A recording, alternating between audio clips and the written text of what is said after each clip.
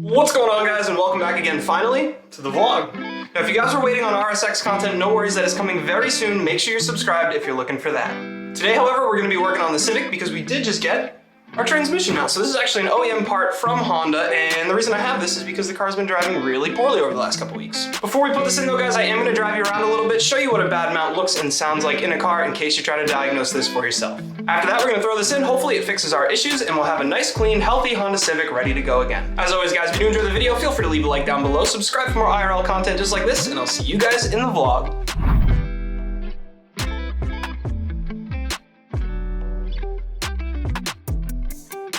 Alright guys, so here we go. We're just going to drive around a little bit. I'm going to talk a little bit about why I ordered a transmission mount and why everything's not really feeling so great. Don't lower your cars, kids. So we're going to roll out here. Now, Honda transmissions generally shift very smooth, very notchy. I've found that since this mount started wearing out though, my shifting is kind of mushy. It's very, it just doesn't feel so quick and direct as Hondas normally do. Oh, my bad. Now the second thing we got going on, guys, is if you're in gear and you're kind of accelerating and then you let off the gas to decelerate without shifting, you get a really aggressive buck. So that's the second thing. It's very kind of bucky when you're in gear and you decelerate, you don't shift. Now the third thing, honestly, guys, is it feels like bad suspension. It feels like a blown strut. It just feels very harsh and aggressive when I hit a bump on that left side. Oof. And I've had that issue before, and I've replaced coilovers, I've replaced ball joints, I've replaced control arms, and at the end of the day, it was actually a motor mount. So I do have relatively new Fortune Auto suspension in this car. It's got maybe 5,000 miles on it, so I really don't think it's a blown strut. I think it's probably that mount. Now the last thing, guys, is a little tricky to show you. It's more about the way the car drives. Now this car was recently aligned, and what ends up happening is the car feels really great. It feels like it's driving straight for a little bit, but what happens is if I let my hand off the wheel on a long straightaway, the car eventually starts to track over to the right side of the road, and it's almost always the right side. So I feel like that's got to have something to do with the transmission mount as well, probably allowing the weight to shift strangely over the axles or the steering column. Needless to say, guys, all these problems together kind of made me feel like it was a bad transmission mount, so I ordered one. We're going to throw it in the car, and I'll see you guys over in the driveway.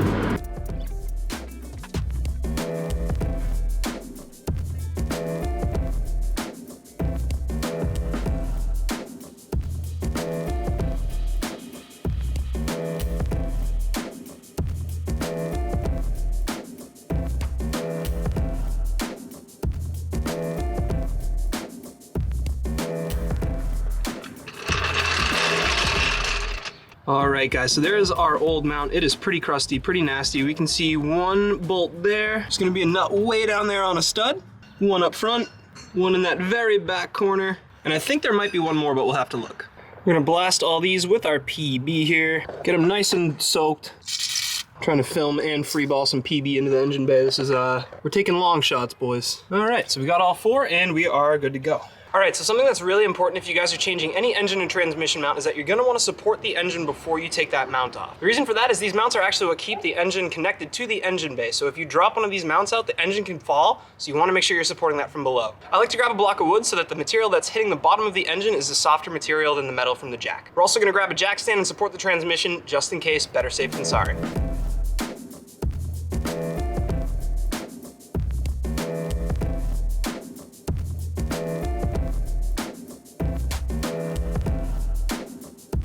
Alright guys, so the jack is supporting the underside of the motor with a wooden block. Not a lot of pressure on it at all, just enough to keep the block in there nice and tight. And then we got our jack stand as well on the transmission side. There's no pressure on that at all. That's just there as a failsafe. At this point, we're going to give our jack the world's smallest turn just to push up on the motor a tiny, tiny bit and support it.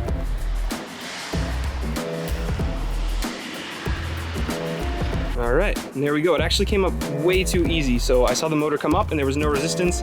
Makes me think there's a bad mount for sure. All right, guys, now that everything's all set to go, it's time to get a wrench on these things and start spinning.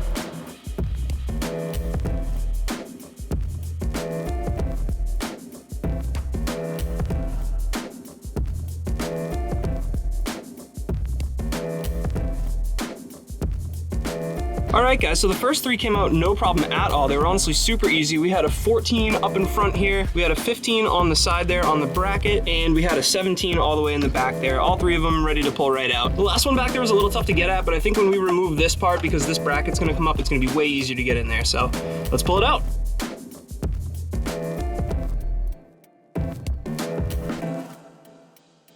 All right guys, so 1, 2, and 3 are out. Now there is another one in the back. I was right about that. It's actually right behind here. I don't know if you guys can see that or not. Way down in there. That's a 17 back there. And we also got the 17 that's way deep down inside in there, which I found a way to get onto without removing anything. So I'm gonna be showing you guys that as well. All right guys, so we got a nice long extension here on our 17. So there's a nice little gap right in here that you can actually fit your socket right on through.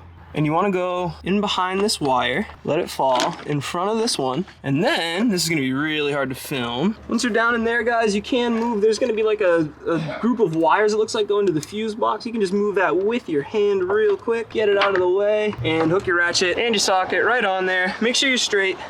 Don't want to strip this head. That would be a pain to get at. One last look. We'll grab our breaker bar.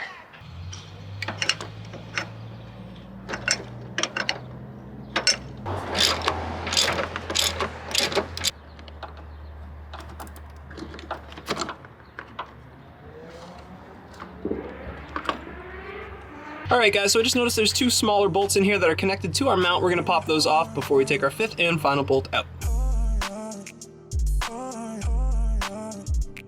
So there's actually one more bolt that I wasn't aware of that's underneath the motor mount. So I'm gonna show you guys where that is, and then we're gonna get that off, and then the motor mount it's already wiggling, so this is definitely the last one. So as you guys can see, I got one of my squiggle wrenches going underneath the motor mount. The bolt is way down underneath there. I can show you from the bottom of the car as well, just a second. So coming under the car here, we're gonna look under, and there it is, way up in there with the wrench on it. Now I've already broken this one loose, so I'm just gonna keep going, get that out of there, and then we're gonna put the new stuff in. All right guys, of course, last bolt coming out is always the toughest, but we got it. What happened was, I had this ratcheting wrench on, and I kind of backed it out too far and got the wrench stuck in between the wall and the transmission, I guess. And so I had to wiggle it out, and it was really tough, but I got it. So we're good to go. We're gonna get this old mount out, hopefully get the new one in, torque it all to spec, and give it a test drive.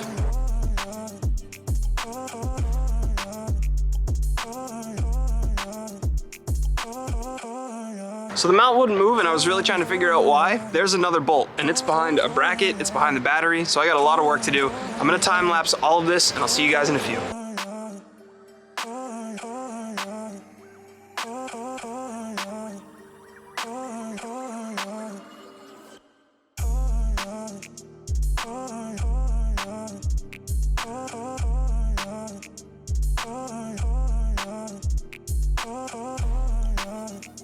Alright guys, so now that we got our ECU bracket loose and our battery out, we should have enough clearance to reach down in here and get onto that bolt that's behind this bracket. And as you guys can see way in there, there's a bolt behind there. So now that we have enough slack, we can move this around and get on there nice and straight.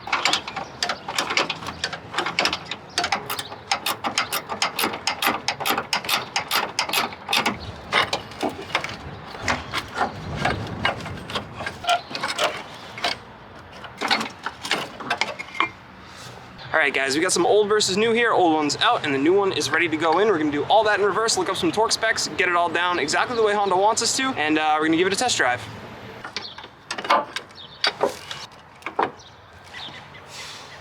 You want me to run that light with Cal before I got another cord, I can hang it for you here if you want.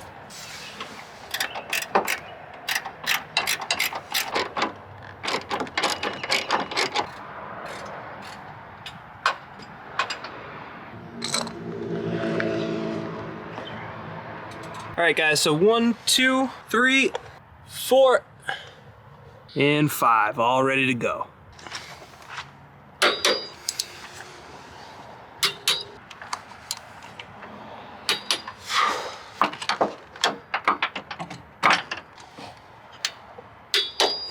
All right guys, so all the bolts up top are torqued down to spec, kind of. Some of them, the torque wrench didn't quite make it on, so I had to use the old bicep meter, but that's okay, I think we're good to go. I also did the lower one while I was down there, so that's all set. We're gonna put the ECU bracket back together, and then we're gonna put the battery back in, and then we are all done. We're gonna go for a test drive. Oh, and I almost forgot the ground and that other little bracket. I won't forget those, I'm gonna do those right now. Those will be first.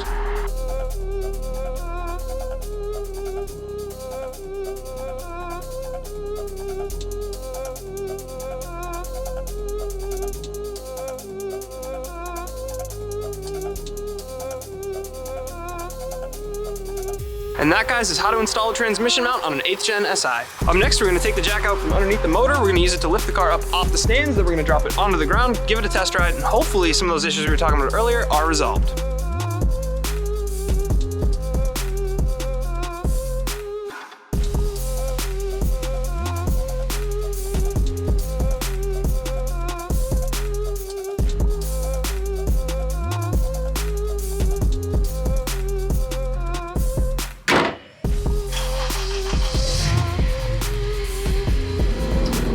guys, so I've had a little bit of time with the car and I'm noticing a couple things off the grip. The first thing, honestly, is the shifting. Right when I put it into reverse to get out of my driveway, I could tell that it was way smoother. So the transmission mount definitely helped with that a ton. It also feels a lot better with that suspension bump issue that I was mentioning earlier. So it doesn't feel so much like a blown shock on that side anymore, which is really nice. It's way more confident. It's still bucking back and forth just a little bit, so I'm wondering if that's another mount going bad or something along those lines, but I'm gonna keep an eye on that. And the road tracking's still there, but that could be any number of issues. That could be alignment, that could be tire pressure, that could be anything. So we're gonna keep an eye on that as well. I didn't have the camera on, but honestly guys, I just caught myself laughing and yelling like a kid again. This car's so much fun now that I changed this mount back out, and I'm really glad we did it today. You know, to be honest, we hit some big snags, but I think that's kind of how, you know, working on cars kind of goes sometimes. You know, you have challenges, things don't go right sometimes.